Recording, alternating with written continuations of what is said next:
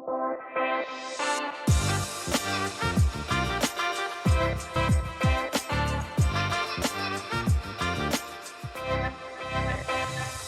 cool. He's like, have her. Probably. What is going on? Welcome to episode number 12 of For the Record podcast. I'm your host, Ronnie, and I've got here... Mark Phinney. Hey! Yay! We secured one mark. We tried for two, got one. You officially have as many listeners as guests on your podcast, so that's great. And that's a plus. In my world, that's a plus. So, Yeah, and also Danielle's here. And with a little new set decor. Put that white camera on. Let's Between see two ferns. Let's see that. Between two ferns. Phinney, Danielle. We got Jill's picture back there. Again, this picture is one of my most favorite pictures. I just love it. I love how you have it printed in your own office. I know, right? And I love it. It was like it's on my website. It's on our wall, and I was like, okay, we're gonna incorporate this in today. So this is new set decor because Mr. Phinney's here. Hello, sir. How are you? Thank you. And you know what? I like the picture because I think it really speaks to who you are, Ronnie. You've merged your love of music and weddings, and you know that's kind of a good. And you're always there for a good time. Okay, I paid him to say that. So He did. Now that $20 is up, how are you doing? I'm doing well. Yeah, Mondays are a bit hectic for me in my other job, and so yeah, my brain's going a million miles an hour, but coffee will help, and yeah. I should have bought beer. Now I'm thinking about it. It's all good. We should have set up some alcohol in here to loosen things up. I was going to have a Red Bull, but that would have been a train wreck because I would have been speaking really fast. I'm super nervous. Yeah. So it only took 11 episodes of us name calling both the marks. And we got one. You guys got the low budget Mark. I remember the first time I met the other Mark. I was actually at the pool in Elkhorn, and he was shirtless, dreamy, right? And I'm just like, okay, I see what it's all about. Anyway, so then you took off your shirt. Yeah. Took off his shirt. And you guys eyed each other. No, he's and actually. That was that. Haven't talked since. Yeah. Mark versus Mark, and then both of them just perfectly paired up to each other. Yeah. And they're like, okay, we're equals. We got to go. I wish he was here, but yeah. But no, thanks for coming, man. Appreciate it. Again, as I said, like me and Danielle only been name dropping both of you since episode 1. I think this will only increase our listeners. You know? Again, 100%. We started it with 5. Look at this guy. Look at this. Just the looks alone will add like 10 more. 10 more. 10 more. So I'm no Silas. Shout out to the cameraman. Yeah. Silas has a face for radio. There's perfectly got a face for radio. So today, basically, episode is going to be our final episode of season 1. What we decided, Mark, was we're going to go over, before wedding season hits, we're gonna end it here and then continue back once wedding season's done. Good call. So you're our finale episode. The closer. Closer. Dun, dun, dun. Dun, dun, dun. So we didn't tell him anything about the days. You just said, show up and we'll figure it out. I thought we were here to talk about my new Ninja air fryer and how amazing grilled cheeses are. But I thought you were going to talk about your pizza oven and my pizza oven. And I got a pellet grill. Everything's been the whole pandemic. I've been just doing nothing but eating and this cooking. Is an adult podcast when I know. But if I look back in the past 6 weeks, I've received how many Snapchats of pizza I've received from Mark has been like astronomical. Yeah, guilty. We bought a Dyson vacuum and I bought a motion sensor garbage can. Ooh. I am so excited about the both of them. You hit a certain age and then vacuums and garbage cans and pizza ovens. Yeah, it's like air your fryers and humidifiers. Yeah. Yeah, so excited about it. I know like some people go to the gym like twice a day. They're like, oh, I'm on the 2-a-day program. I've been doing 2 pizzas a day. So catch me outside. How about that? Listen, I have a gym membership for the past 8 months. I've stepped into the gym once. That's like me and my Peloton. That's the same relationship. Mark was like, I'm pretty sure it'll be a clothes hanger. And I'm like, no, I'm going to use it. Used it once. Yeah. I've been hitting up the spin classes at Good Life. And so I'm enjoying that. Right? Yeah. Oh man, I should move my membership to another gym that I'm not going to go to. So because my current gym membership is YMCA, so which is far away from where I am. You really need to just support whatever we're considering. It doesn't matter. Yeah, local support. You got to support the local places. But again, today's episode, we just want to talk about just stories because we're all in the wedding industry. We all started at some level. Mm-hmm. Danielle did her first solo wedding with one of your clients and your cameras. Yeah, and so we want to go over that and just your history into wedding industry. Well, photography first, and then wedding industry after. So, I think that's where we're gonna go. I think and just like for people on the IG or the FB or whatever social media Whatever platform. you listen to this to. Well, I don't know. I am not technical. We know the old we know. TikTok. I'm from the farm. We all know that. But you'll recognize Mark's work. It's the portrait stuff that's like breathtaking. No one else does it around here. The way he does it, the portrait stuff is stunning. You're too kind. The one thing I do appreciate about the whole Brandon community, if you will, is everybody has their own really unique style. Like, 100%. Your style, Danielle, it's like very like clean and sort of cutting edge. And I literally last week to Ronnie was like, I don't know. I don't have like a style. No, I told her she had one. Yeah, I was like, do I? Oh yeah. I can go through, like, if I'm just, sort of browsing through social media, I can be like, oh, that's a beautiful photo by Mark Willis, or that's a picture by Mandy, or that's a picture. You can I can pick it out for sure. Okay, I can do that too. See, and by looking at it, and we all know, looking at one of Phinney's photos, it's Phinney's photos because there's no, it's I guess, lack of a better term, it is very candid in a sense. It's while it's happening, like they're not posing, you're not telling them, like the photos that come out. I feel like your photos have secrets. Hi-oh. No, but the one thing I know about my photos is I try not to go too heavy on Photoshop, especially with like, body shaping and stuff. Some of that can get just out of control, and then you start morphing the image into someone that isn't a real person. But I make sure everybody has good skin in all of my photos because I had zits in high school. And I ripped up every picture of me. So now it's like, if you get anything done by me, I will painstakingly edit every single wedding photo to make sure that, especially the brides, that they look dialed, because it's important. It 100%. Is. No, 100%. But going back, how did you get started into photography? That is a question. Is this actually about me? It is. Okay, I've actually thought about how this whole process started because it was very organic and it kind of snuck up on me, if you will. It seems like another life ago, but before I had my first son, so I have two kids, but before I had Josh, I was actually an artist, if you will. So I painted and I drew, and I was kind of like that sort of guy. Like, I've actually seen those too. A weirdo.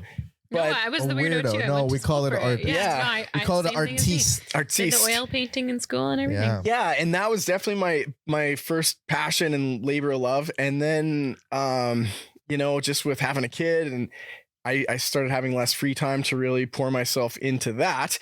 And I didn't really have the first clue about what I was supposed to do with this whole new baby thing.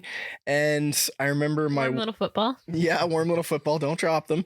And my wife bought a camera. Actually, we figured, let's, get a decent camera.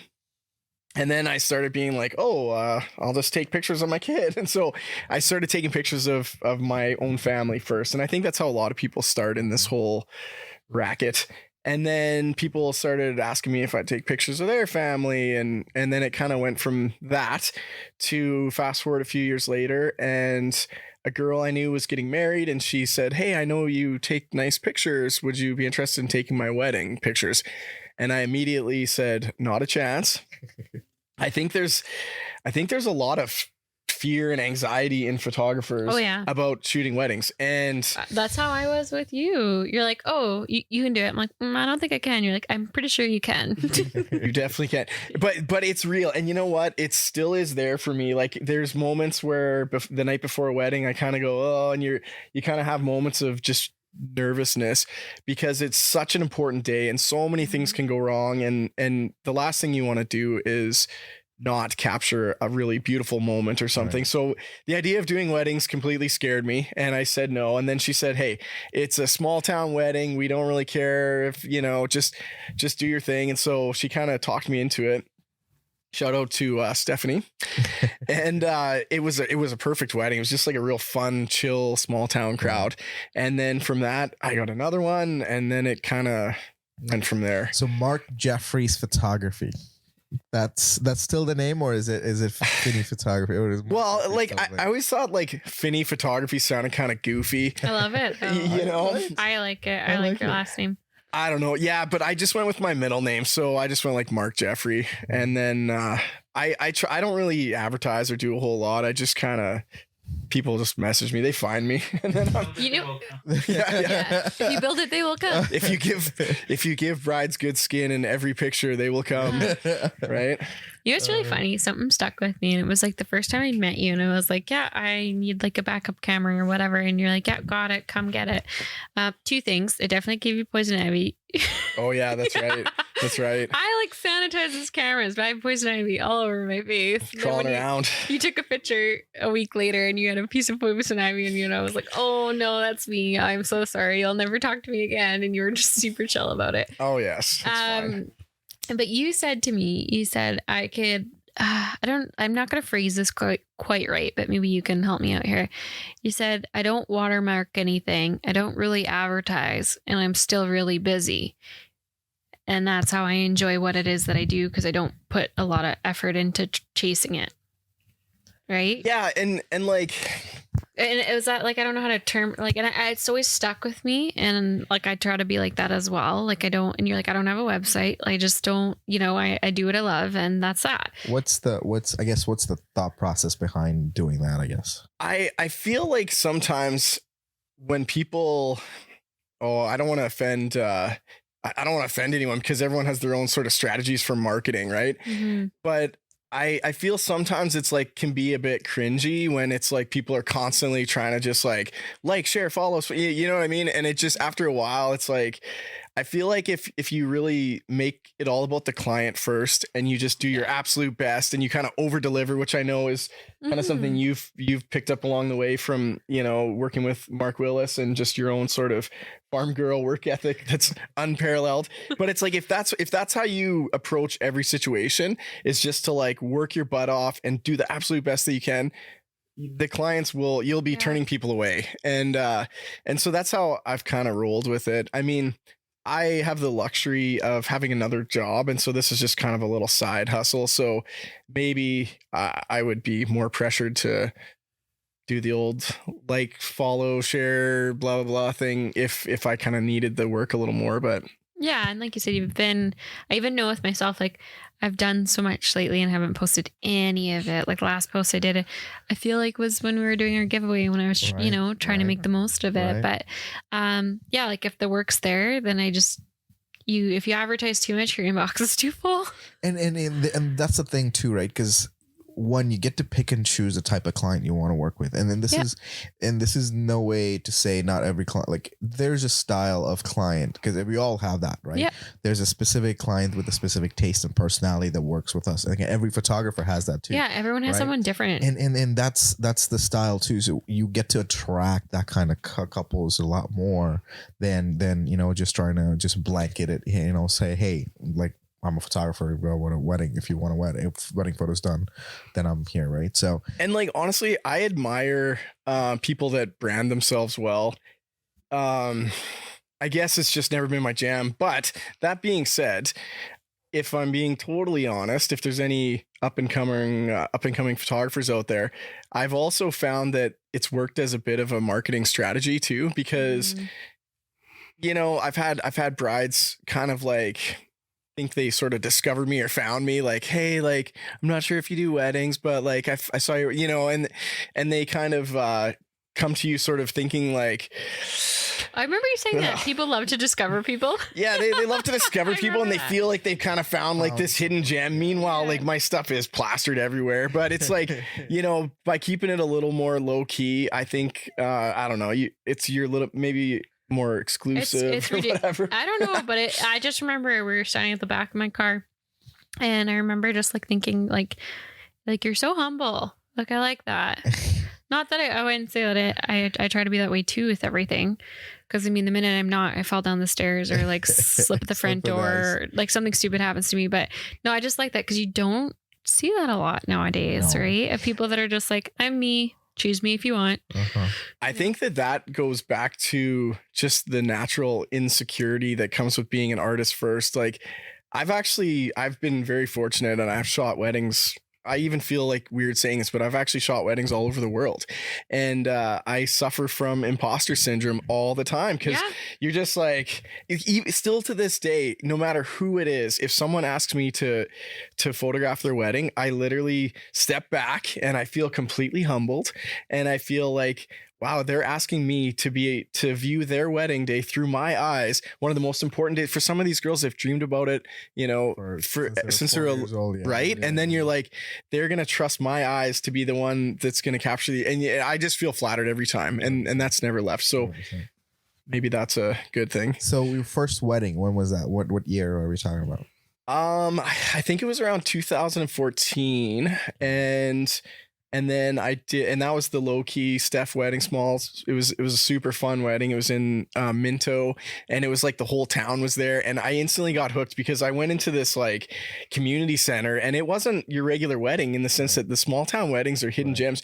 Everyone has grown up together. Every single and like good content by accident. Yeah, like and like these people have known each other since they were like someone's swinging from the rafters, and the other person's dancing in the wrong way in the corner. Yeah, and there's you can literally feel the love in the room because everybody has known each other. So it's not like one of those weddings where, you know, the bride and groom don't even know half the guests or whatever. Like it's just like and so I loved it, and it was like such a great crowd. Everyone was really fun. I ended up I think I was the unofficial Minto wedding photographer for a while there. I was kind of like, once you get in with some of the friends, you do one and it's like, boom, boom, boom, boom. You've done them all. And it's actually kind of nice because what happens is you get their repeated bridal party. So they like when you shout out the men, they actually listen. Yeah. Like they're like, okay, Danielle, fine. Because you've like seen them when it like every third weekend. Pretty much. Yeah. They know you by name and give you a hug and I like the small town. We've done the same for, again, from the DJ side of things, right? So like it was one wedding, you know, funny enough, Jill was in the wedding party that I did very first wedding, and then literally the entire wedding party, 5 guys and 4 different girls. Like we did all the weddings for them. It was just fun because everybody stood up with each other, and you know, it was just, you knew what their song was and you knew what their dance was. It was just pretty cool. No, I get it. It is cool. And like I really love the fact, and I think both of you have experienced this, like you end up almost being certain people's unofficial photographer, right? Like you'll do their wedding, and then then like a year later maternity pictures, and then you're doing like family photos, and like I don't know, you end up really being a part of these people's lives. Like I've heard the next thing you know, like 25 years later, it's all your photos hanging in their house, right? From the wedding to grandkids. I love that. That's like my favorite thing.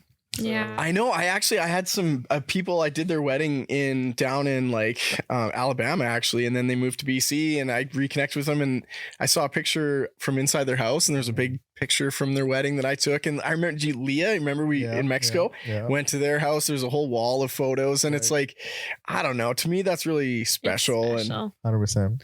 And talking about Leah and Kyle's wedding, like that was the first time me and Phinney went out. Yeah, I remember that. I did her eyebrows. I feel like I was a part of it. You were a part of it, and the eyebrows were on point. So beautiful. The McLeods, for example, like. So I did was Kristen and Kelsey's wedding. Kelsey and McLeod. Yep. And then Kayla was getting married in Carberry. And then so we were supposed to do that in, I think April was her wedding, Kayla and Dustin's. And then between Leah and Kyle were getting married in Mexico. So we got to go there, and then she was like, Phinney's coming too. And then I was like, this is gonna be fun. So I was there less than these guys were there, but the 4 or 5 days I was there was just absolutely it was a good time. It was a good time. Yeah, there were lots of Arnold Palmer's consumed. And you know, okay, let's talk about this wedding from what I remember. What I remember is right. It was like I don't know. It was a fun group. Right. Everyone was awesome. Like there was like Warren and Morgan. Like there were so many good people there. So many people, and again Morgan and Warren. Yeah, from that wedding. And then like. At the end of the night, Ronnie was like DJ Ronnie again. So okay, listen. I was there purely just to video the wedding. It was so much fun. Like we had the best time. But the wedding day happened. So the day before his rehearsal, the wedding day happens. The wedding day was an absolute blast. I was at that point at a very peak where I was done with flatlands and paddy fields and everything. Yeah. Right. I'm like, I need a different scenery. And then Mexico happened. So we're like capturing like turquoise blue water, like on a catamaran, like jumping on. It's still the best time ever. It was so good. There's photos, there's videos. Oh, there's me, Kayla, and Mark in a golf cart. Oh no, me, Aaron Poole. Yeah. Me, Aaron Poole, and Mark in a golf cart, literally ripping through Harris. Fuck. Isles de Muras. Yeah. That one. Ripping through just Oh, going, yeah. ole, ole. It was the best time. But so that night, wedding night happens. So wedding day, receptions happen. We're all done for videos and photos. I'm like, I'm capturing parties. Now, the DJ they had there was great. Dude knew this music. He's done this before. But I'm like, we need that little sauce of Manitoba in there. So I was like, it was the last half hour. I'm like, you know what? Let me do this. I said, give me 4 songs. I'm gonna get there because it was the mezcal tequila shots before that Oh my got me there. gosh, yeah. So we Got me walk there, to I the was bar, there. like because we're videoing, Yeah. And then there's Kelsey. Everybody's like Morgan was the one, like not Morgan. So Warren was the one that just literally lines up shots, and like everybody's taking one. So after the shots, I'm like, go up to the dude, let me spin like 3 songs. I got 3 songs. He's like, cool, go for it. So I knew the system. The only thing, everything was in Spanish, but thank God I knew the software. So Yeah, it was like your old Thank setup. God I knew Right. Spanish. I was like, I don't think that's ever everything been was said. Spanish, but I just knew the songs and I know the software, so it worked out. So typing in, threw it on. Oh, the dance was bumping. So I'm like fishing in the dark on, and I take my camera, run to the dance floor, capture the party going, come back before the song's done. I loved it. And the next song. And then after 3 songs, I'm like, dude, I'm done. He's like, no, finish it. We only got 20 more minutes. He's So like, I I'm gonna go literally take ran a the party. nap. I literally ran the party for the rest of the night and ended with "Don't Stop Believing," and it was a good night. It was a good time. And yeah, so that one was pull it, make it bigger. So yeah, that was Leah and Kyle's photos. That was a good time. Ooh, Kyle. Oh, Yeah, man. it was such a that good time. photo. One of my favorite photos right there. It's just I was there when he posed them for that. Oh, it was so good. Look at those eyebrows. Those eyebrows are on point.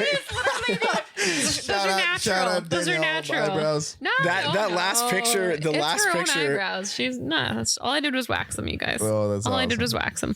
No, That last picture, sorry, but like it kind of looks like a bit of a drone shot, and I know that's we were on top of a I risked my life. Like, You know, you're all literally. you're just like, So oh, I'll just the climb out on balcony this is there. cliff Yeah. here. That's the railing. He went on top of the railing, stood right outside of it, and took the photo. I was like, Okay, you're I love crazy. it. I love it. And it's not good for me to do stuff like that because I always forget what I'm doing, and there's a chance that I'll just walk off the balcony. But it was a great time. But like, look, to me, I like you're describing this party. I did not go to this wedding, but then I see it in the pictures. I love it. It's was a done well. phenomenal time. It was a Amazing. phenomenal time. I also have to mention a wedding you shot. Was it? It's the Rivers Crew. Okay, this is how like I heard about you before I knew you. Was one of the moms was my EA of one of the boys that was in the rattle party and shows me this picture of her son. Like she's like, oh yeah, I have 2 sons. I'm like, yeah, cool. Shows me EA and shows me this picture, and it just stopped me, blown away. I was like, okay, lady, not interested in your sons. And I was like, holy shit, he's got nice abs. Oh yes, I know what we're talking No, about. but it was done so well. I was like, hairy chest, but really nice abs. Jaden Tate, you know who you are. yeah. there was a whole Shout out to bunch, but- Jaden. I probably had a mullet too at the time and wasn't sure, but I was like, oh wow.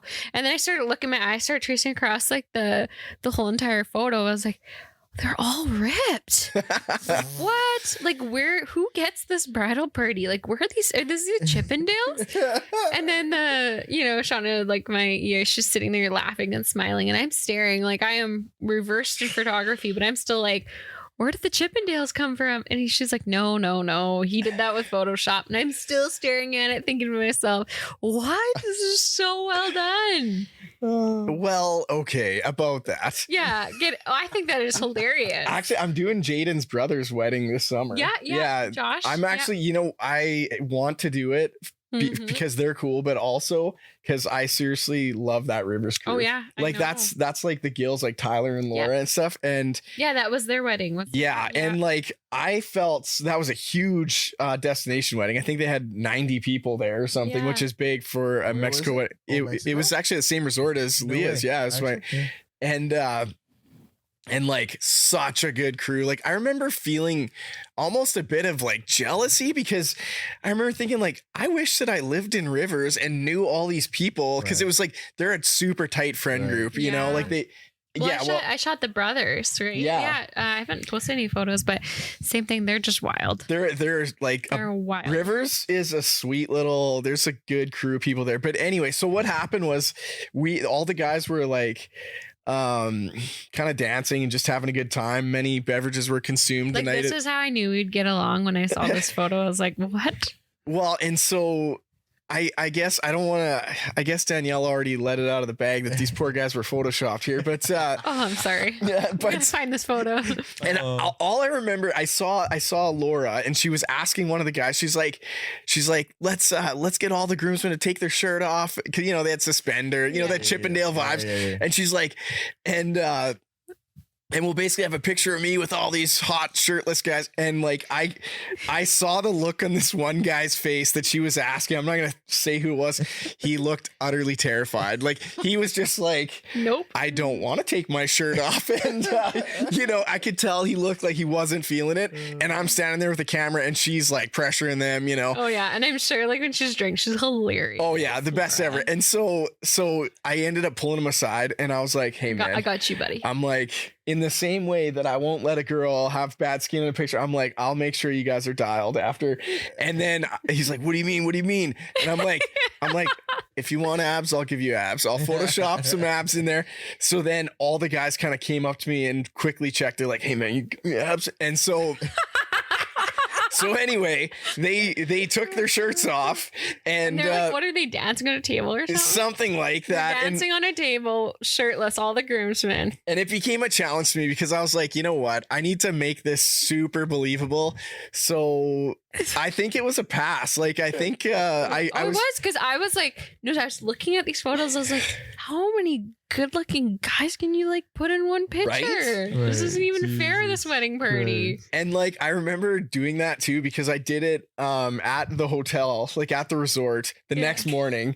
Sort of, you know, let's be honest, I was hungover and I wanted to get a sneak peek out and I knew it'd be funny and I knew the guys would be waiting for this like ab picture. So if here I remembered it. The best part is they probably actually didn't remember it at all. Well, so there I was. I'm at this resort and I'm on Google and I'm trying to find some stock imagery to overlay on their stomachs. Yeah. So I'm like Googling 6-pack abs. And then you said I Googled hairy 6-pack abs. Hairy 6-pack abs, and whatever you got to make it believable. And then I did the photoshops and all these guys. You couldn't really tell. Released the picture. Phenomenal. And like all the guys the next morning, they're just like giving me the like, thank you. And it's like I got you. So I hope someone pays it forward for me someday. You know. Oh, nobody has to pay it forward. This dude, like what's your history with physical fitness? Because I know. Yeah, don't you do the triathlon? Like decathlon or something, like you swam Alcatraz with the whales or sharks. That's the story I've heard. Well, okay. Before we go on to that, I would like to say shout out to my mother-in-law. So, in the same way that I try to take flattering pictures of people, if you could ever find the worst photographer, it's my mother-in-law, and she will just post like if you were ever, even if you're in good shape, even if you're you know whatever, it doesn't matter. She will find. She posted a picture of me in Clear Lake. I don't know what I was doing, but like. It is like if you try to take a bad picture, that's what it was, and then she just posts it. You know, doesn't you know? Maybe some people should leave photography too. What's your mother-in-law's name? Her name is Ruth. And they moved out to BC and they're moving back. Huge mistake. Phinney's photos, just so I can feel better. Ruth, hook us up with some bad Phinney photos because we've never seen them. But yeah, let's talk about the decathlon. I used to be a triathlete. Triathlon, that one. Triathlete, yes. So many athletes. Yeah. You guys combined are more athletes than I ever will be in the rest of my fucking 30 years I'm gonna live. Dude. Not me anymore. No. I used to be so into sports and like used to run like 24K a day. Yeah, see? Now I've never ran 24K in my life. Yeah. Cumulatively. 24K a day, she says. A I've big never day ran for 24. me would be dusting the Peloton, maybe giving it a wipe, talking to it. That's about it. Honestly though, don't beat yourself up. It's having a family. You get pulled in different directions. Like I think I did like 35 triathlons. It was a big part of my life. I had a coach and Christ. And I mean, honestly, I tried keeping it going when my last coached program was 22 hours a week of training. And so it was like, as soon as I had a kid, half-time job.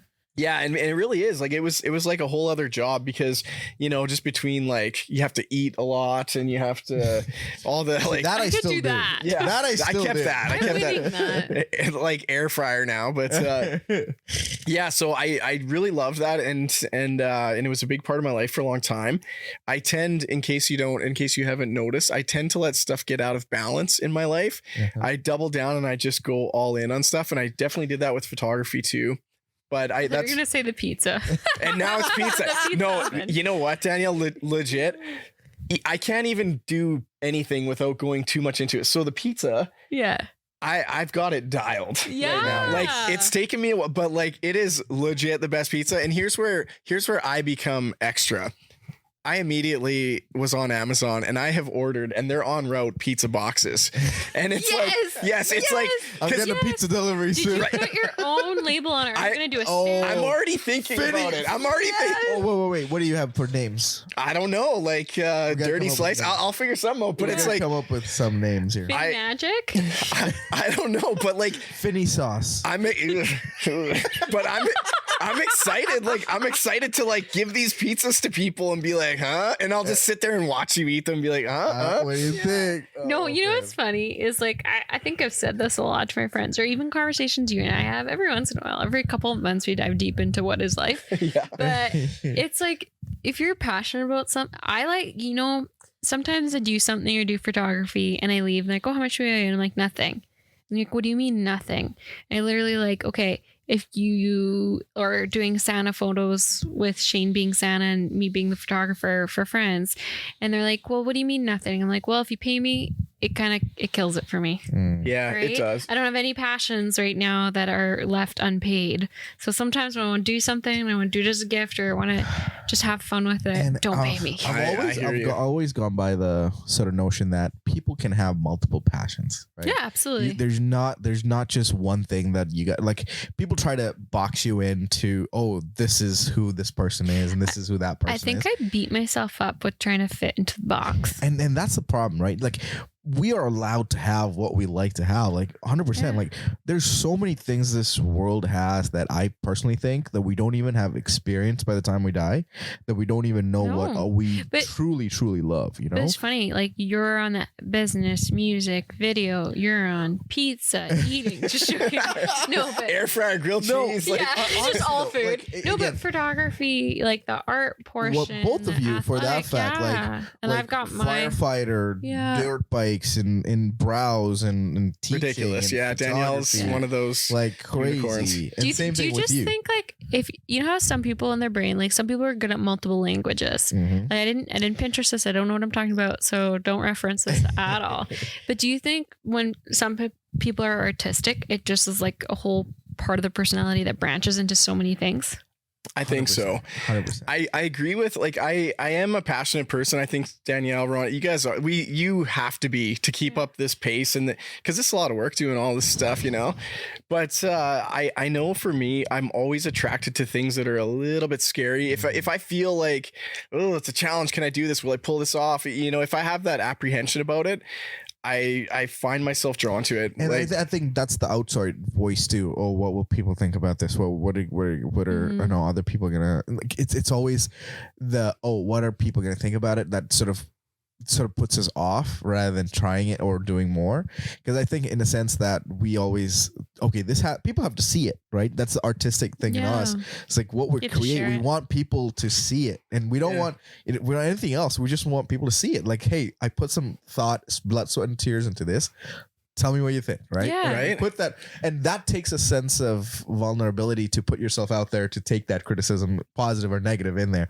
And sometimes we can't take that negative criticism, so we're just like, let's not. We're all not fragile that, ego. right? Yeah, that's the way we roll. I think we should mention, if you're going to insult me, just know I'll cry. Yeah. Like, I totally will. So like we're the same person, Danielle. Like our hearts are on our sleeves, and it's like, please don't hurt me. Right. But I hope you love this if you don't. And that's honestly the hard part of being an artist and a creative person in general, right?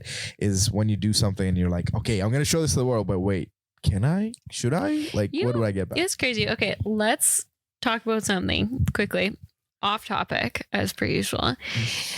Without doing anything that you do now, like none of your hobbies, jobs, or whatever, if you had to be an influencer, what kind of influencer and what would you want to influence? So mine, here, I'll start the ball to give you an example. I've been thinking a lot about this. So I had baby B, like I've had Blakely now for 13 months, like a year, and people call it the baby blues, the postpartum baby blues. And I'm like, yeah, cool. That sounds like you just cry a little bit and that's that. Like, what is why do we call it that? It makes me so mad. No one talks about how you're actually stinky for like 2 weeks. you haven't slept. No, you haven't slept. The hormone crash, like it's not a baby blue. It's like your body hormone crashing. And you're recovering from pushing another life out of you. Yeah, and like you know what's funny? The mom guilt. Like if I could be an influencer, if I had time to like talk about things raw and just like I'm not talking about even follower accounts, nothing like that. I'm talking about if you could just something that interests you or how you could make a change, what would you do? Mine would be talking more about first time moms, like that first 3 months. That's what I pour all my energy into, just cause. And since nobody would know, like not a lot of people have experience with it too. So that is something that like where you were like, wow, people go through a lot of things and you need to know it, right? And I have like a running document on my phone when someone's like, do you have a suggestion? I'm like, oh wait, this is 52 pages. But here you go. But one of the things that's like, you know what? No one knows what they're doing. Right. Like get off the internet, put your phone down. Like, yeah. And then you get those annoying moms that are like super organized. Like, you know, and it's that like, with your kid. Trust me, I did this with my kid and it worked. Oh my God. Okay, cool. Okay. What would you do, Ronnie? If I have to influence on anything that's, what do you want to like? I don't even know if that's the right word, but honestly, like making people try different cuisines. Like there's I come from literally 2 different backgrounds, right? Yeah. Or one background and then I living in another one. I married another one. So 3 different backgrounds in terms of cuisines of what we go. And I love food for what it is and how it generally just from a simple pizza, like you think pizza is simple, but you can go down the rabbit hole of pizza itself and how, you know, this dough, how much you let it ferment and like from there process the sourdough. Like there's so much that goes into pizza and the temperature of like so many that applies to every food on the planet Earth. Now think about it. Like there's so much food you've never tried in your life. I'm not like cultured. Like forget being cultured too, just the curiosity, right? Yeah. Like curiosity to let me try something new, right? Yeah. Like how many times have we gone like, oh, what do we eat for dinner today? But like, how about let's pick a place that I've never been to. Right? Yeah. And then just go. Like order it, just get it, see what. Or like spin the globe and then we're having Ethiopian today. You know what I mean? Like just like and people in places who have like we're in Brandon, Manitoba, but like people in cities who have that option still be like, you know what? Applebee's. I'm like, come on. Yeah. Just like I understand Applebee's, but choose something different. All right. So I think I would definitely say food and making people try different things. Anthony Bourdain. Food. You? Let me quickly tell you a story about food. Yeah. I'm with you. Like I will try anything. I'm open-minded with that kind of stuff. Mm-hmm. So I met this guy years ago. I was in Winnipeg. I was going to school. And he was from Arvia at Nunavut, still friends with him to this day. And he was having some culture shock because he was literally from a hunter background. And here he is transplanted into the middle of this big city, Winnipeg. So I was kind of chatty. He was a really quiet guy. And so I saw that he was walking home. He lived kind of downtown Winnipeg. And I'm like, hey, man, I'll give you a ride. So I gave him a ride. And I didn't really know him that well. He just seemed like a nice guy. So we were talking about Nunavut. And then he's like, a man a few words, but he was like, come meet my wife, Kukik. You will eat like a man. And I'm like, hey. Wait. You're telling me I've never eaten like a man before in my life? Yeah, I'm like, all right, I'm down. So he lived in this apartment on like Portage Avenue. Right. So we're walking by all this long hallway and every door had a different smell. You know, you'd be like, oh, curry. Yeah. And then whatever, right? Yeah. But then I get to his door and we're like, oh, I've never smelled this before. So I just kind of walk in, meet his lovely wife. And then he's like, starts bringing out food. So the first thing he brought out, blubber. Yes. And it was like, I had no idea. Like it literally, out of his freezer, he pulled out half a chunk of a whale, pulls out one of those ulus or whatever, slices off a chunk. So now I'm eating blubber and it's pretty gross. And when you sweat the next day, you smell like a weird fish sort of thing. So anyway, then we did Arctic char. It's a fish raw. We like whatever, but you don't just eat the fish. He takes his finger, pokes out the eyeball. So you eat the eye, and then he's like, "This Did is." you do it? Oh yeah, Okay. I'm down. I did the other eye, and then you take your finger, you stick it in the eye socket, you pull out this like what I don't even know. He thought it tasted like ice cream. I did that. Then we did like fermented walrus. I just did it all. And I did it all for this moment so I could say I did. But no, The story needs to be told. I felt like you sacrificed yourself. When was this? This was like I don't know, man, like 20 years ago. Jesus. But this is beauty of a dude guy. from Nunavut. RV at Nunavut, yeah. Oh I my still, God. yeah.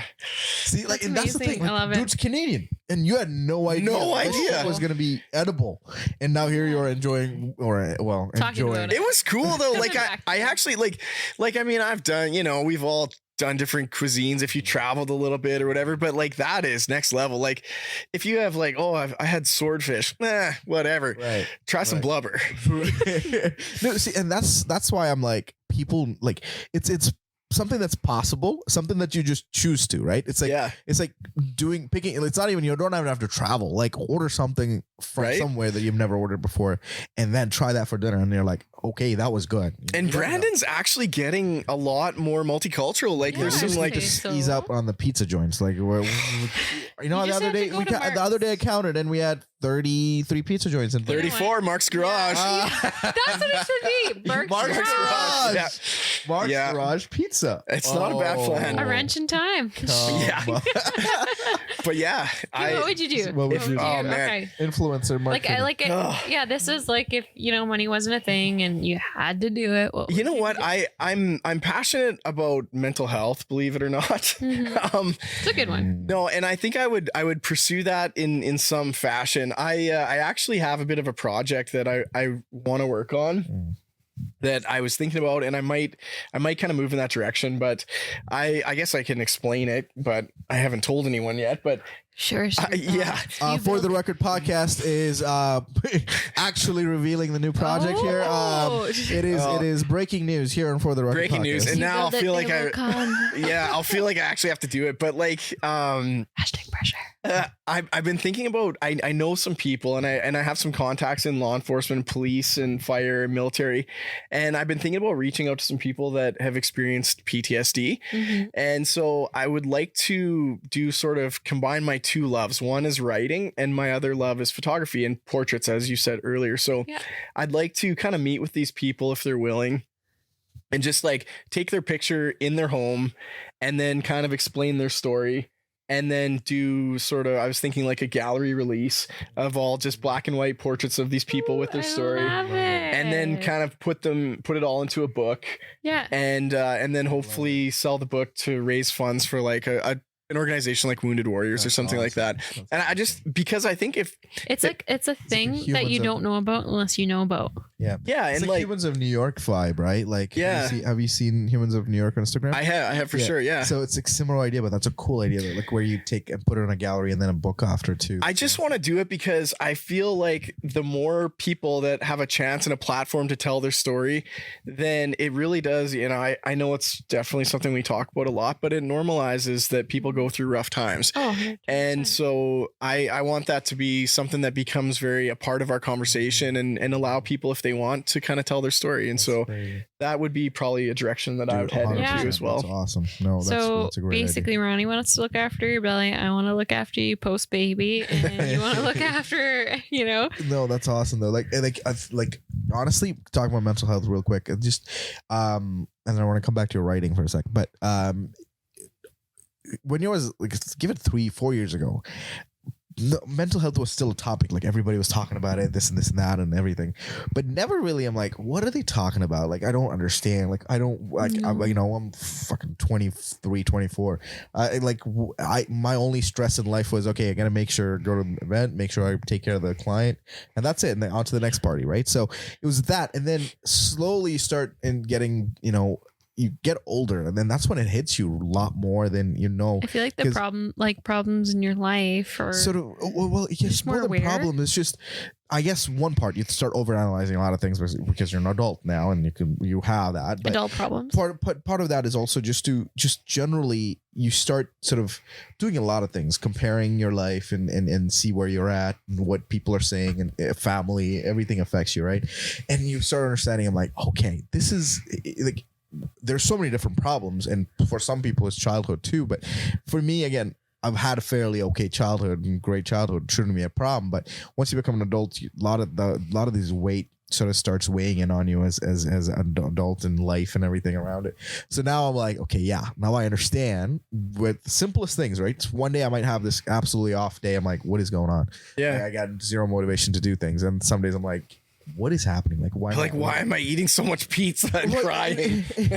Why am I ordering pizza from Mark's Garage? Yeah, exactly. But no, it's like part of that. You start thinking, and then I feel guilty for not doing any work or being productive about it, and then that also weighs on. Like simple things weighing on you a lot more than I expected. Now imagine having more trauma or anything that coming from other places. And just, I was like, holy cow, this like exponentially gets bigger when people have more issues to deal with in life. And I'm like, I'm here sitting about worrying about why I'm having an off day, right? And then you don't understand. And part of that is it not having mental education about your mental health, right? It's just people need to open themselves up to learn a lot more about it themselves, most probably, than anything else. So which is crazy. But and like honestly, if you think about our industry, if we're talking about that, because I'm sure out of the 3 listeners that we had, just kidding. 6. We got a 6 right. But I'm sure there's a few, they're probably like our friends listening to see if we shout them out. No, but it's like, if you're in the whole wedding scene, that's actually, there's a whole sort of dark underbelly of about being a vendor of sorts, because you have to like put on a happy face at all times. Yeah. And I mean, I think you bring the energy. Yeah. And so self-care is very important. Even on days that you might not have it, right? Yeah. Like on a Saturday, you're like, I didn't wake up with the right attitude today. Like, but you have to have it. You got to bring it. Crazy. I had this conversation with Shane the other day. He came to a wedding that I was shooting because he was actually invited. And before he got drunk, I said, do you like realize like how crazy it is? Like, I don't have time to pee. I got my Red Bull, my coffee, and away I go. Like, I don't stop. And he's like, yeah, I understand that. And I said, do you realize how like I'm just super smiley and running around and everything's fine? Like there's could be like several little fires, but I'm like, nope, just don't let the bride and groom know. Just come home and collapse after. I'm like in the corner taping up a bridesmaid's boob, and I'm like, it's great. It's great. But anyway, the whole point of it is, I said, like on my Sundays when I get to be at home, I said, I just want to like sleep in a little bit and come up and get catered to. Just joking. Yeah. Honestly, like, no, there's Sunday mornings. They call it the wedding hangover. You can be perfectly sober at a wedding, and the next day, like you're so hungover. You're done because you're, especially like, I think it's because you're functioning in a state of hypervigilance where you're so actively paying attention because you don't want to miss those moments. Nope. And so you're constantly looking around. Honestly, and you're trying to catch everything. And you probably don't even blink because you're like, oh, this person's super smiling and they're about to laugh. Or you're just like eyeing them up through the camera lens like, smile, buddy, smile. Oh, she's going to cry. She's going to, let it go. Yeah, it's a lot. It demands all of you. It's high. It's a high energy. I can't come in and be like, okay, can you like lean in, give her a kiss, please? Okay, there it is. See, and that would can't never be like work, that. right? No. It's like, and you have to bring it no matter what. And then the Sunday morning though, like honestly, yeah, Sunday I just morning like to sit in silence. Even for an extrovert, like extroverted extrovert, I'm like, I would like 4 hours with no people. Just please. chill. Yeah. Like, just me. That's it. Yeah. Right. I think the thing that's helped me as a photographer, especially at weddings and stuff, is I really try to, and I don't even do it. It's not necessarily intentional, but I'm just drawn to people. And so you just try to connect with them, like even in the talking before the wedding, when you're kind of hearing about the plans and stuff. And it's like, by the time you're at that wedding, if you truly just want to be a part of the moment, then the camera is almost secondary to it. You're just, you like want to see them marry this person that they love. And so it's easy to take those pictures because you're not worried about the story. Yeah. You're invested in these people and you don't really care about like posing them a certain way. And like, that's almost like kind of, not the pictures that I gravitate towards either. Like I like it real. Like I love like the father-daughter reveals, like all that stuff. Like I'm a sucker for all that. That's what I mean. Like when I say, when you look at a Mark Phinney photo, you know it's real. Like it was happening. It was not posed. It was actually happening. And then dude just clicked it and it was just gorgeous like that. Yeah. And I think some of it's about making people feel comfortable and kind of just being around them. And like, cause I think even, I don't know, if you want to find someone uncomfortable in front of a camera, it's me. Like I hate having my picture. I'll be like, all three of us are all three of us, you know? And so it's like, I understand that. So I try to just like, hey, I'm just another friend for the day here and be a part of it. And it's cool. Right. But leading from there too, like your writing, for the first time I see Phinney photos, right? Comes across my Instagram and I click on a photo, beautiful black and white photo. I still remember. I don't know what was in the photo. Like I think it was a bride and the groom or just the bride. Gorgeous shot, black and white. And I click the photo, look at the caption. Dude's written a short novel. I love it. Yeah. Right? I'm extra. And like he's written a short novel in that caption area. And I'm reading it and it's just like as if I was there. And the reason being, dude just took everything that happened before and after that photo and just also the entire day and summed it up in that caption. And I'm going through this and then now I'm like hooked. I'm going through every photo and every photo has a short novel in this. And I'm going, he's a really good writer. Like I could actually see myself envisioning what this photo was. Oh, okay, thanks, I do. Like, no, honestly though, that's I archived so much of my wedding stuff because I was like, I'm already booked for a couple of years. So I just like, you won't even find my pictures. But yeah, like I've definitely seen some shit, told some stories. Hey, when I text you, knowing how good of a writer you are, what's it like texting me? Because sometimes I'm like, this girl's a teacher. First of all, I know. It's your with an apostrophe R-E. I'm like, who is taking care of our children? It's so funny. I like literally, I'm starting to a tiny bit get better. But my friend, I'm not joking, like a month ago was like, Danielle, texting you is like, I feel like I'm texting someone where English is not their first language. She's like, I chalk it up. Like I let my husband read your text message and we try to decipher because like you got random letters. Dude, honestly, me and Danielle go, I'm a horrible texter. You text me, I reply that text in my head and then I hear you. Yeah. To you. Like that's it. Like I reply to your text, we're done. I'm like, I'd never replied back. But honestly, me and Danielle go, when I read Danielle's text, it perfectly makes sense because I'm the same way.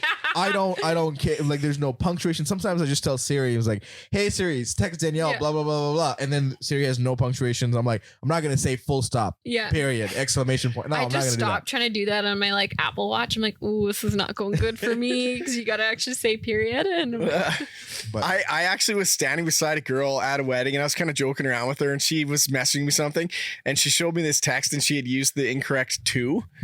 And so I was like, I was giving her a hard time. I was like, hey, you used the wrong to.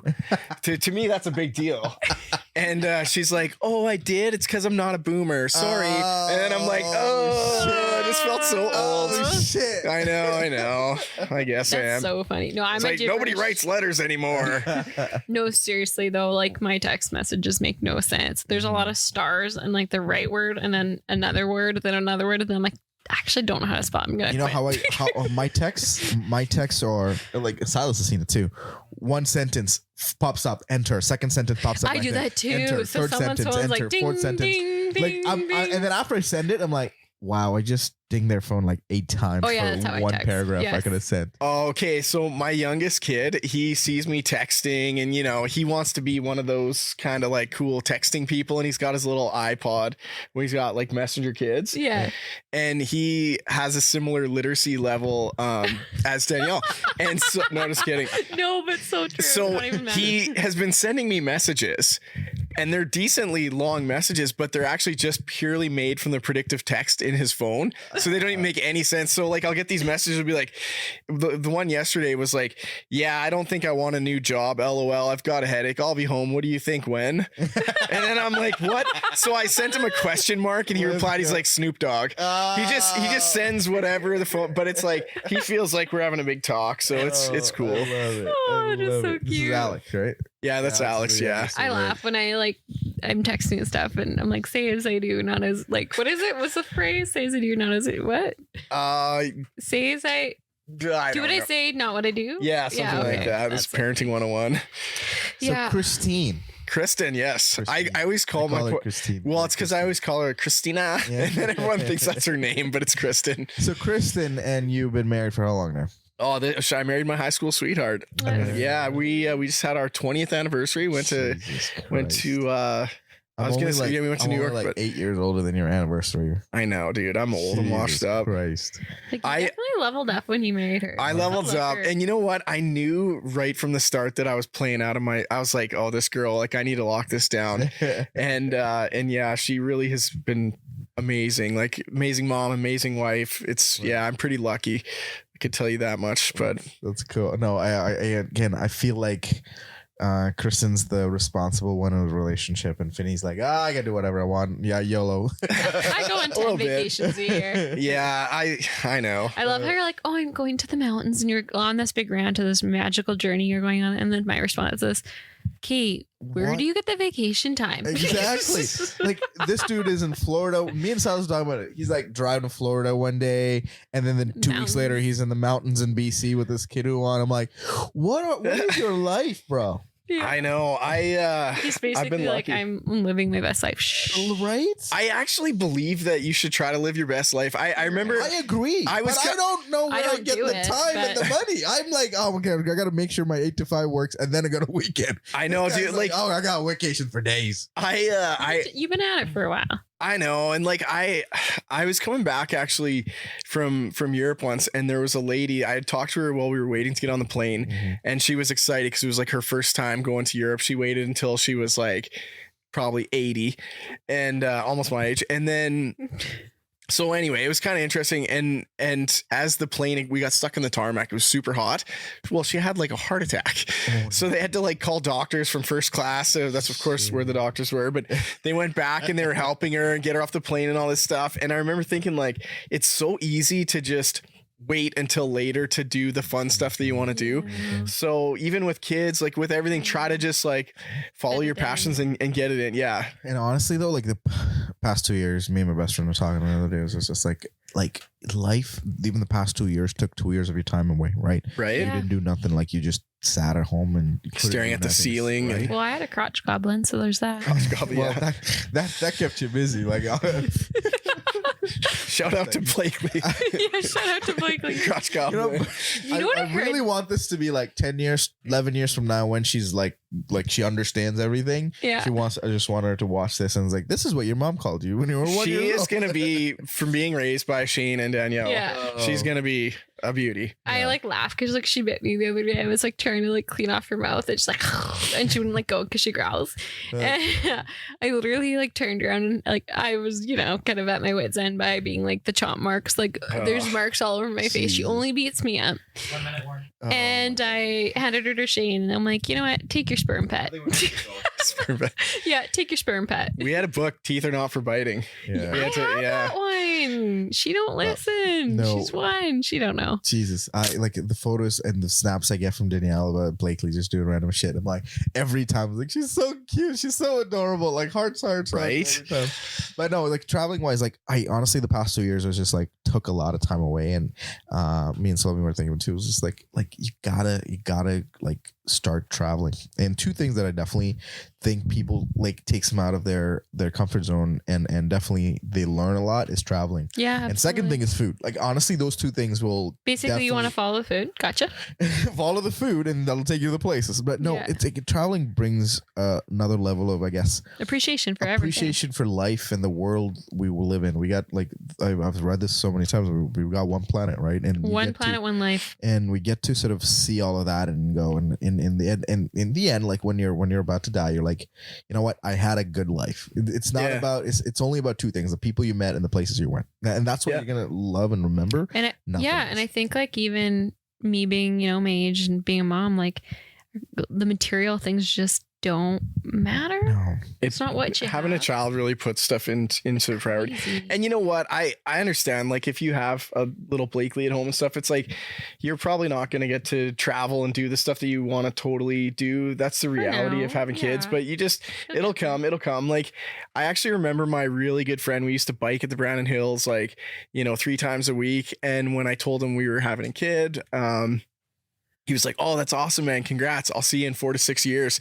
And I remember kind of thinking, "Oh no, like I'll make it work." Like, and honestly, I saw him 4 to 6 years later, because you're in the trenches right now. You're changing diapers. You're covered in fluids. And you know what though? It's that time where all of a sudden, well, she wasn't walking last week, but now she's fluent. If you blinked, you missed it. Yeah. Right. And I remember thinking that you had a baby for like a year, but no, it's like months. And then all of a sudden they're running around, and like, honestly, like the amount of couples I've been through, like, again, we follow pretty much every couple on socials, and I see the progression, right? Like I've seen it so long. Like I've known people, like funny enough, like I'll bring up McClellan and Brittany and Ryan, like they live in Rivers, and I did their wedding, and I did their wedding in Legion. It feels like yesterday. Now they have Brock, and then they have another kid. Yeah, I did her bump pictures. Right, like it's like, hey, I've seen them grow, and then now all of a sudden they have a 4-year-old or 3-year-old or 4-year-old, and then what, like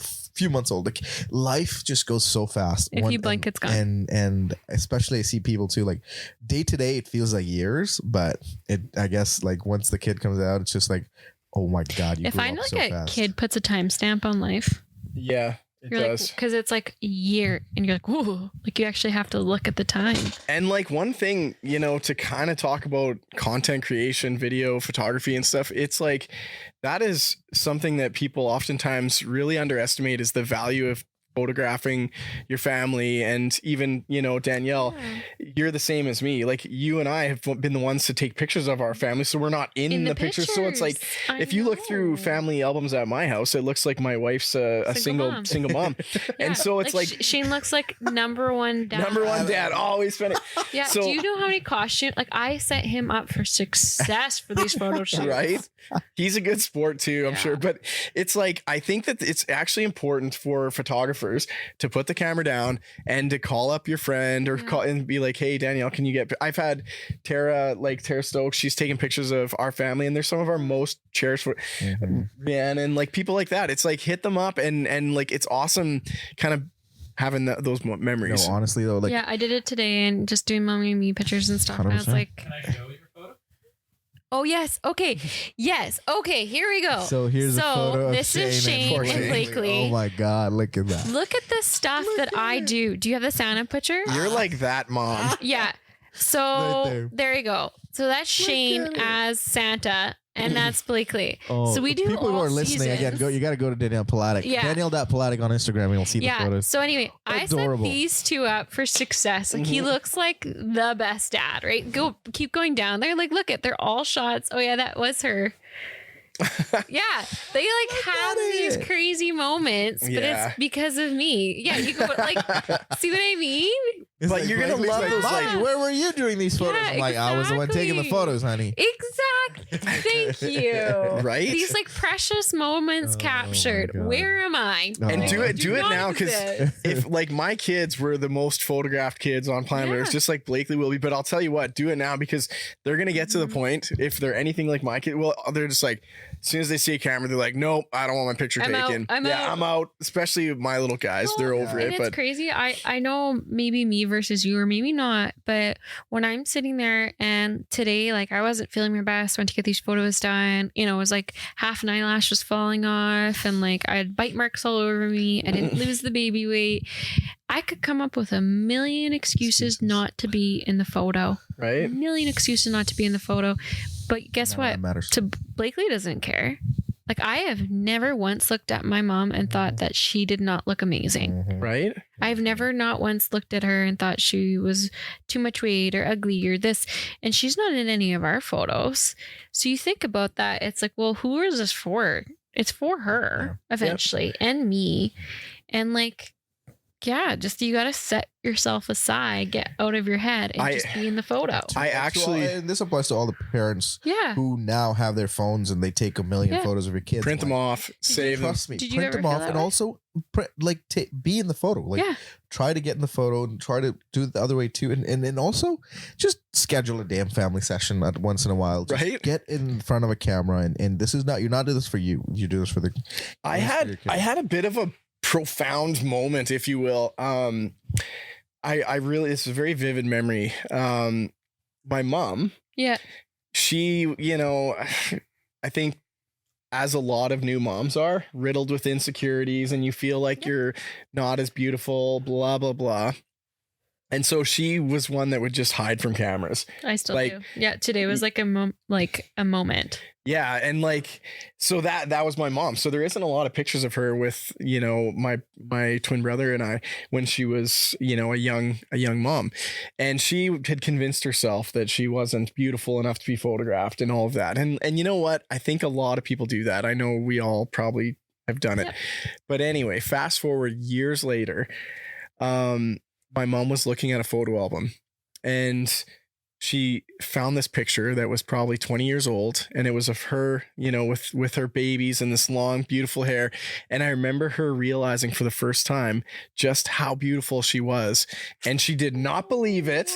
Back then, she had told herself she wasn't beautiful. And then as you get older, you look back and you're like, I was so beautiful and I ran from cameras. And so I think take the picture. You know what? Giving me the feels. Yeah. It's like we all want to think that I'm not worthy or whatever. I didn't lose the baby weight or all these. It's like, no, take the picture. You are far more beautiful than you realize. Damn photo.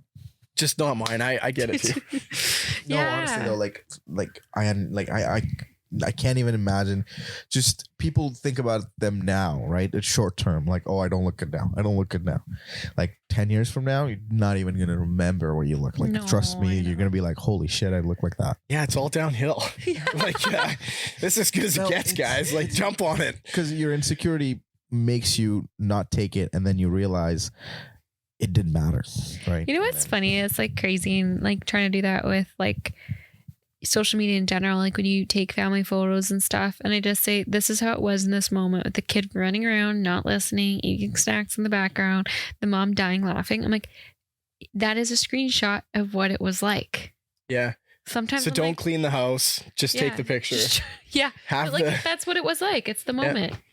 Absolutely. And again, this is coming from two photographers telling you to take the damn photo. So exactly. But no, talking about it too, like I don't have a photo of me as a kid. Like as a baby, no photos. The first photo of me that I have as a kid is when I'm almost 2 years old.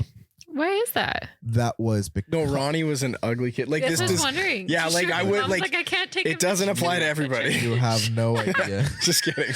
Just joking. No, honestly though, like, well, first, mom and dad didn't have a single penny to go pay for cameras or studio. Like, so they did go to a studio. Put me there and take photos when I was well, I think it was like 9-10 months old. Yeah, they took the photo. They're like, my dad's struggling and they're just a new couple at that point, and money was hard, so they're like, okay, we'll keep the photo, we'll come and pay for it and buy it. So about 6 months later, dad's driving to go to the studio wherever they took the photo. It's a Key West studio. Imagine Key West studio. That was it. So dad's going to take the photo, go get the photo. and the studio moved. So, and then he narrowed down where the studio was. He walks in there, and then 2 hours later, they can't find the film. Oh, So like there goes the baby photos. Again, this is back in the day. Now everybody's got a cell phone that is way better than anything else was. But you know, like my mom still honestly is like, I don't have a single picture of you as a baby.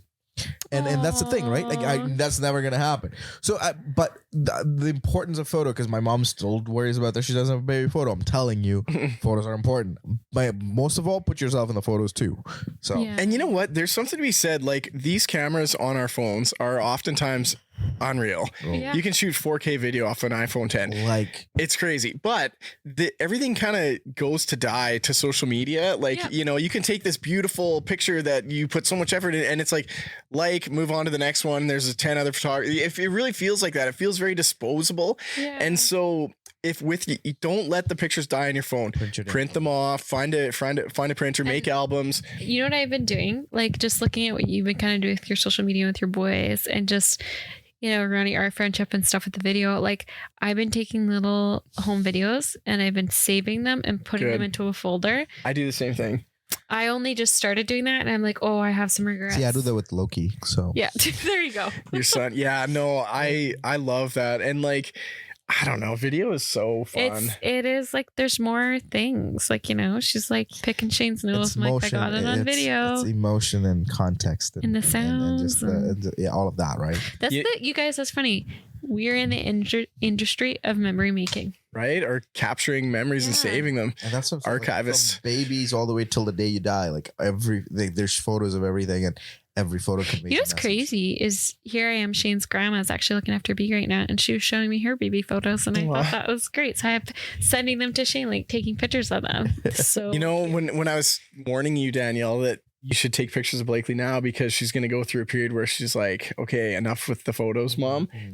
It goes full circle. Just the other day, for the first time ever, Josh was like, hey, Dad, can I get a profile picture for my Facebook kids? And it's like, yes, you know, so it's like I remember the post. Yeah, so he's all, you're not gonna believe what good of a photographer your dad is. When you get to the age of dating, those Tinder photos are gonna look fire. Dude, that's a market. I actually know. I've thought about it. Like, leave the wedding industry, just take Tinder pics for dudes, because all these guys are like, girls do it, right? These guys are holding up fish and it's not working. No, you know, let me post. Hey, sorry, Silas, but it's like it's not working. Silas feels personally offended. Silas, let me take some fire pictures of you, and we'll help you out. Silas, even though you think that bass you got is as cool as you think it is not. That is so funny. Can I tell him Silas' story? You do it. Okay. Cut. I don't know if this is appropriate. It's like I was driving with Silas. He was He was doing video, and I was and you know, getting to know him a little bit. And I was like, "So Silas, what's the deal, man? You got a girlfriend or anything like that?" And then he just looked at me, and I don't know if you remember what you said, Silas, but he was like, I couldn't get laid in a women's penitentiary with a fistful of pardons. And I was like, all right, I get it. And you know what, ladies, Silas he's a sleeper. He's a great guy. Yeah, dude, are you kidding me? We went to a social with a friend. For a social we have no idea about. Literally 3 girls around him is like, why isn't your friend dancing? And they pulled him outside. And then I'm like, where's Silas? Oh, he's gone. Like, I don't know where he is. I think it's a him problem because I've had some friends meet him too, and he was like, oh, is that like it's a him problem? Like it's in his head. Silas? Oh, so you're like, oh, I know how good looking I am. I just play it cool. Yeah. That's a me problem. Like, oh, that makes me laugh. Or okay, I gotta tell a story. Going into shooting boudoir on group chat, that was the best thing I ever seen. So he goes, I'm like, yeah, it'll be your best day, boys. Like you're welcome. Like, hey, show up at this time. And Silas kicks in. He goes, well, yeah, I'm excited. I've only ever seen 1.5 girls naked. And then Ronnie's like, I'm sitting there reading that. And I'm like, rereading it. Ronnie immediately replies, where's the half come from?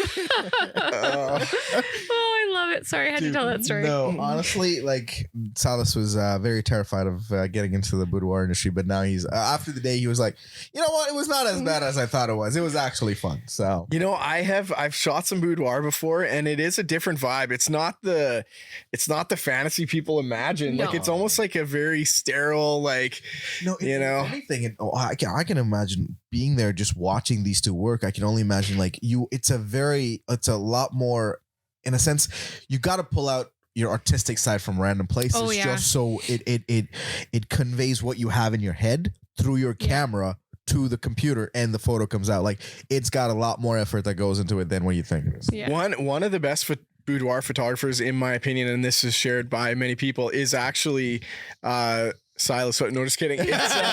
It's Terry Hofford in Winnipeg. You introduced me to her. Same. I'm like, he was like, look at Terry's stuff. Yeah, I've actually been to her studio, and I've done some. I did a workshop, and I got to know her. I got laid down on her couch. Yeah, and like one thing about Terry, there's boudoir photos of Mark Phinney somewhere. There's definitely I'm whacking this. This is where I thought the story was going. No, but it's like one thing with Terry, and it kind of goes back to kind of build on what we were talking about earlier. She's all about just, as you said, Ronnie, take the damn picture. Mm-hmm. Like embrace your skin, and like when I spent time with Terry, I remember like I'm riddled with my own insecurities, as is probably a lot of people. She makes you feel so comfortable because she's like, I remember she like grabbed her stomach and she was like, wow, I have a tummy. Guess what? We all do. And you're just kind of like, yeah. And you stop like putting yourself on this, holding yourself to this unideal standard of beauty that you can't attain, and it's like you kind of just go, hey, like I'm gonna capture these moments as I'm in this state, and Terry's an interesting person because I remember you sending how long ago did I tell you I wanted to do boudoir? And probably years ago, and what did you sent me to follow her? Like Terry is like the guru in my opinion, like just and it's more about her vibe, it's more about her mentality and like how she makes people feel. Yeah, you just and like you spend time with her and you feel like, oh, I'm cool doing this. Looking like at her stories on Instagram, I'm like, this girl is badass. Like, you could she's feel badass. The vibe. Shout out to Terry. Well, did she write a book too? Yeah, she's written a book. She's done. She's actually, I think she's working. Hartford. Yeah, Hofford. She Terri. Yeah, she's actually moving away from doing photography and moving into becoming like an educator, a bit about body positivity and all that. I think she'd be like, okay, pull up one of her images. Is it this? Yeah, that's Terry. Like Lizzo vibes. That's what I get. She's doing a lot of like 100%. Selfie stuff right now because she's writing and she's like she's probably using her content. Yeah, and I think she's like kind of moving into a different stage in her photography of becoming more of a mentor of sorts. No, I love that. Okay, one of my favorite photos right there, the one right in the middle. This one, go down. Yeah. Like nobody would ever look good in that pose, and she's doing it. No, go up.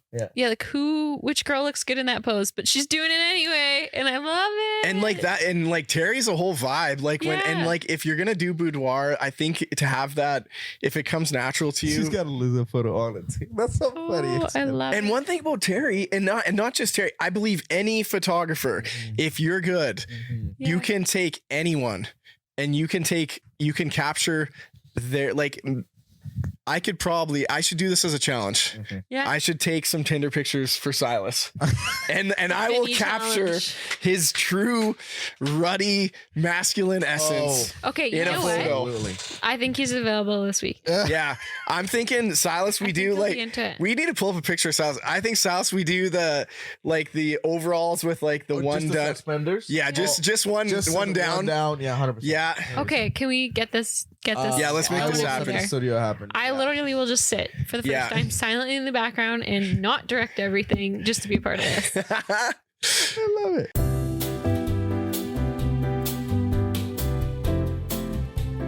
We're back from our sponsor break from absolutely no one. Oh, Liquid Death. Liquid Death. Mountain Water. Mountain Water. Liquid Death. Sponsor us. No. It is no. We were talking about Terry Horford and her boudoir stuff, and then technical difficulties. But we're back again. most of that will be put together, so we don't have to go back. But what we were saying about Silas was Mark Phinney wanted to do boudoir. Yeah, like let's capture the essence of Silas, you know. So, I think you wanted to get him a Tinder profile or something. Tinder profile, yeah. how come as soon as I started pressuring Silas to take boudoir photos, he immediately cut off the camera? He said, "Oh, technical, everything's shut down," and I get it. We're done with this.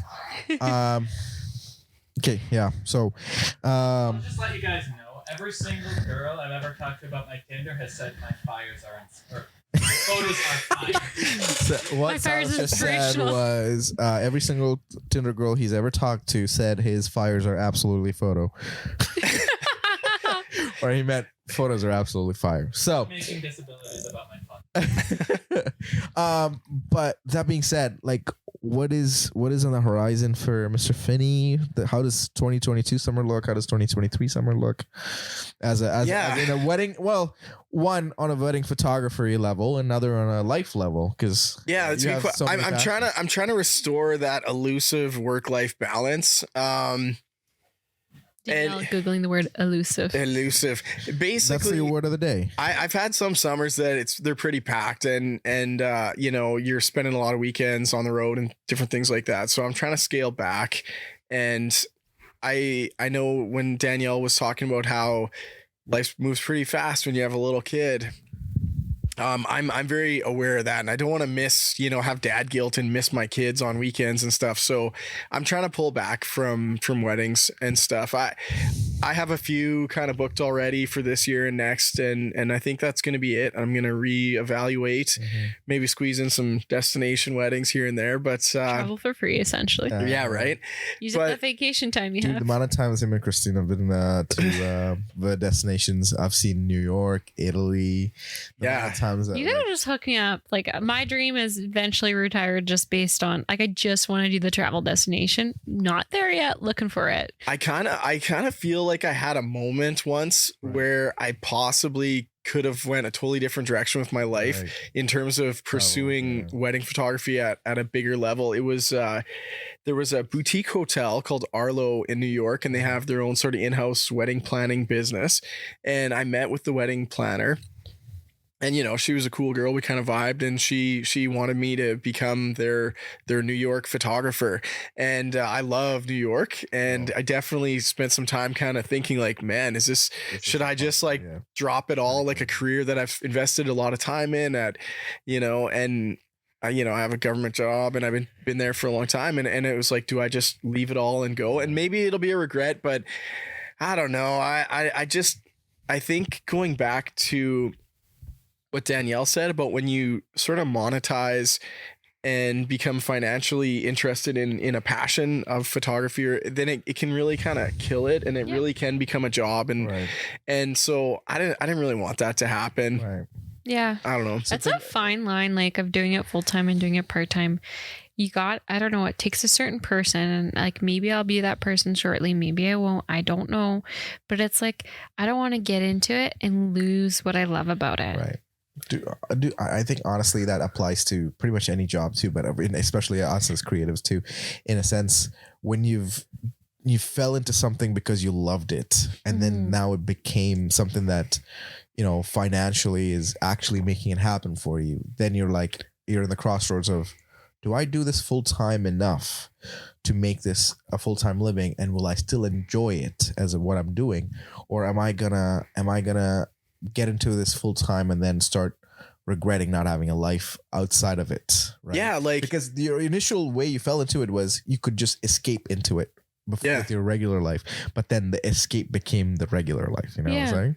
Yeah, and it becomes like this dance between trying to capture the moment and then all the other stuff that goes along with photography. And it's not just, you know, walking around taking pictures, and it's like there's editing and there's meeting with clients and there's dealing with different, you know, and all types of types, and that's also part of the problem with creatives, right? We like one thing. We like taking photos and editing it. Yeah, exactly. Not the admin marketing stuff, not the customer service stuff. That is all just an extra headache. No, you have to deal with. You don't like those, right? Man, I've done some like, in terms of, when you talk about the whole business side of things, I've taken chances on people that are insane. I've literally Well, like I've flown to Italy without even a deposit, not even really, you're not even really knowing the people that well, or like say, like I've done some crazy things where you just like book a plane ticket and you show up and you take their wedding, and then it's like, Hopefully they pay me. yeah, you're like, there's probably something you're supposed to do to make sure this is, there's going to be a hotel waiting for me, but I just kind of like figure, hey, these clients need a photographer. So, I'm good to go. I roll that way too. Yeah. It's never really burned me or anything, but yeah, sometimes you just kind of take a chance. And that's an interesting thing, because like photography is more than a business, right? Like it's a different type of beast in itself. Like it's a very intimate, personal, kind of client-centered experience, I guess, if I could try to describe it. But it's less about, hitting markets and sales targets and all that. Yeah. I don't know about you guys, but like when I shop or, go get my hair done or do anything or buy anything local or whatever, I am so drawn to the people that loved their craft. Yeah. That love it. I'm drawn to that. So, and that passion is very contagious. Yes. Yeah. Like, so if you go to a nail girl that just like is crazy and just, don't want her crazy nails. And I know she's so capable of giving me whatever, but I just love like how much they love to do what they do. And I always seek those people out. And that's where I want to, where I want to give my business. And I feel like I'm also that way. So the day that I'm not client too, right? Then I won't want to be there. And that scares me. Clients looking at you the same way, right? Yeah. They look at Danielle and they see the passion that you have for photography, and then they look at it and they go, I want Danielle to be my photographer.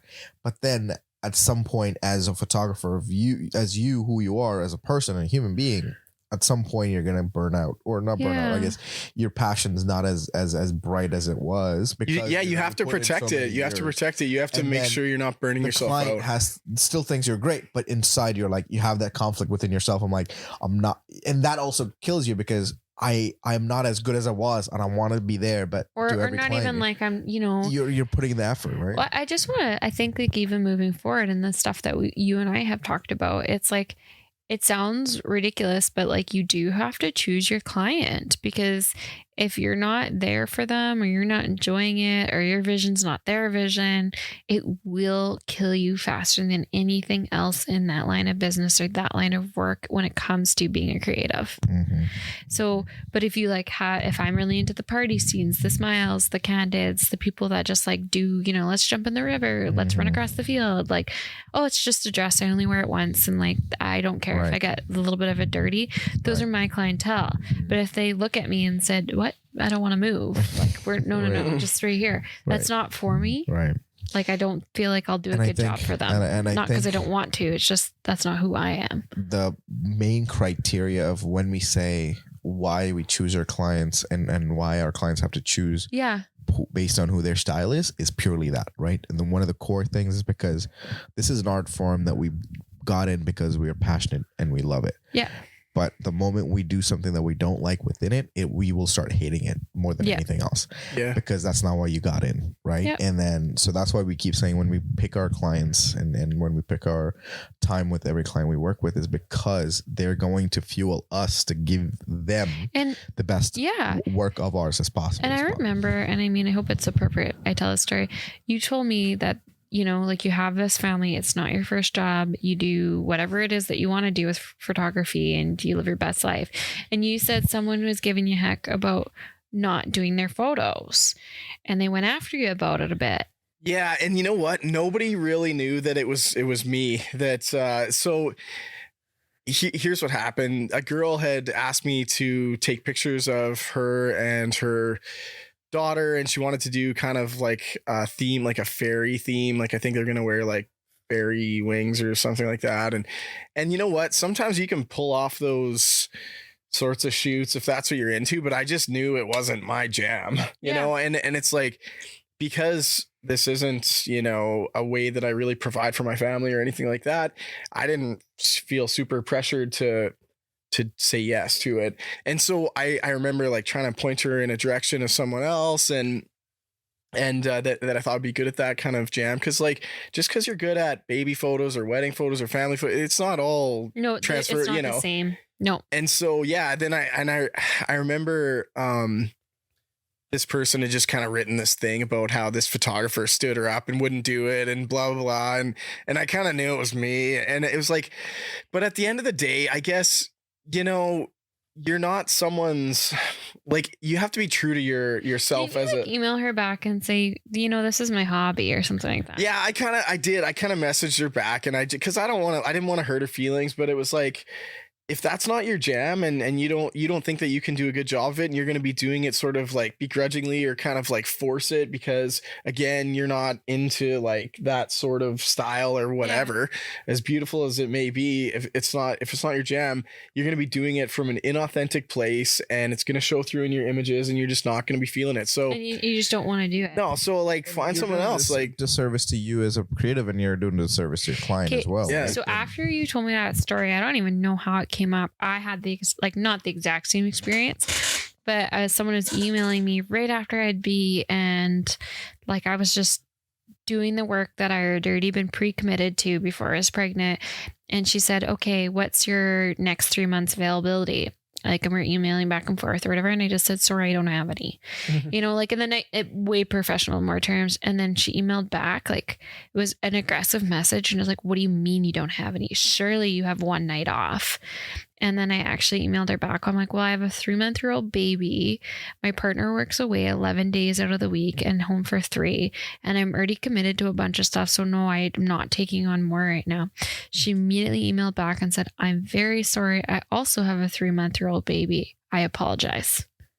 You know, and it was crazy to think, like, I don't know where I'm going with this point, but I guess it's easy for people to think that we're just because we're passionate about something, we'll just drop everything and then do it for them, right? Because that's how we, I guess, in a sense, when people see us passionate about something, they will do anything to do what they love. Like artists, like a starving artist almost. Really, because there's so much around it that affects what we do and how we do it. We might have when we first started off.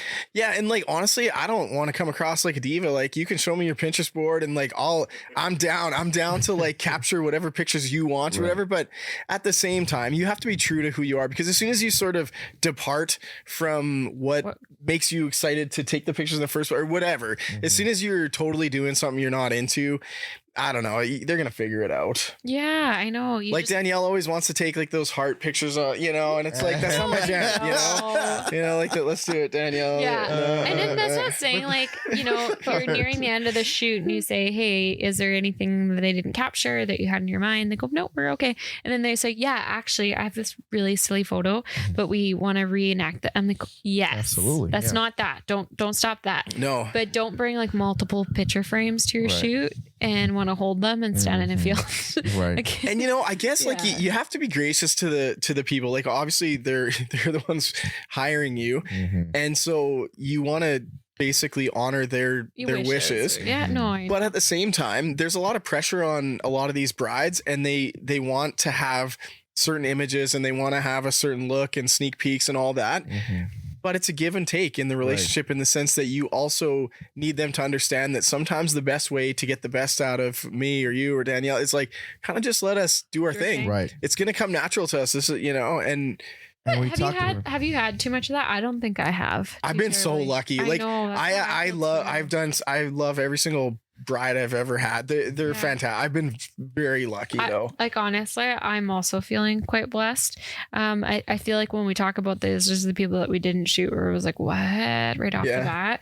So, I mean, I don't want any of my brides sitting back there thinking like, "Oh, well, who are they talking about?" Yeah, no, nobody. I have no one to really point out and do. No, but honestly though, like, it's a fine line that we have to walk as creatives too. It's just, in a sense, what we take, how we work, how we deliver the product, how we carry ourselves doing that, and how we also at the same time check off the wishes of the client. Do you think, you know how like every sport, like if you're a cowboy, there's a certain stigma about you. If you're a hockey player, if you're a tennis player, you're a soccer player, stereotypes.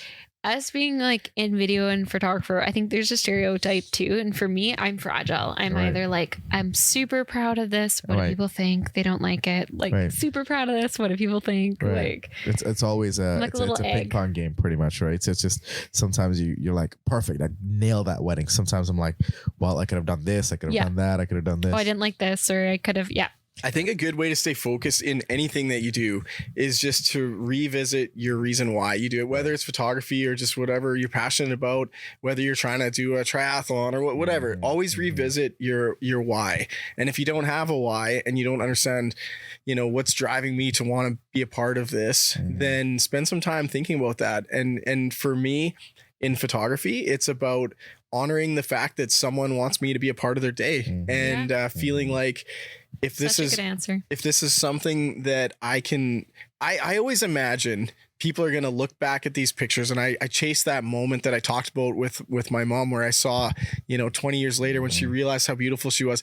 I really romanticize the notion that someday these people 20 years from now, they're going to look back and they're going to open up that wedding album and they're going to see this young in love couple and they'll just revisit that moment, and you got to be a part of that, and it's cool. And I can tell you, my wife and I we dust off the 20-year-old wedding album and we look at it, and everyone talks about how Kristen still looks the same and how I'm unrecognizably old and gross now. But it's like, it's fun though. It's fun for the kids to be like, Dad, why are you bald? Or you know what I mean? And it's it's cool to have those moments and to go back. And so to think that we've kind of been able to leave our fingerprint on all these people's special moments, and it's pretty incredible. You know what? But like talking about that, went into a new house build the other day just to check it out because we're building a house, and there it was, my pictures I took and were on the wall. It kind of it hits you.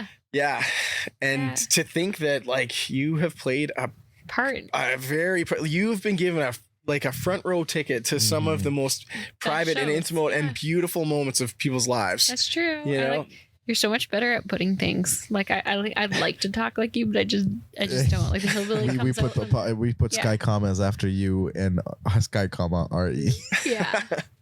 No, this has been great though. No, like it kind of covered being creative. Talked about what would we what would we be doing if we weren't doing this, right? We talked about Mark's garage pizza. Garage pizza coming at you live. Coming to a door next to you very soon. We're working on marketing as we speak. Yeah. We talked about Silas's sexy headshots. Yeah. For Tinder. Silas's Tinder profile. Look at that, Mark. Hold on. Pull it up. Oh. Hey, do you know what? That's easy. That is wait. Circa.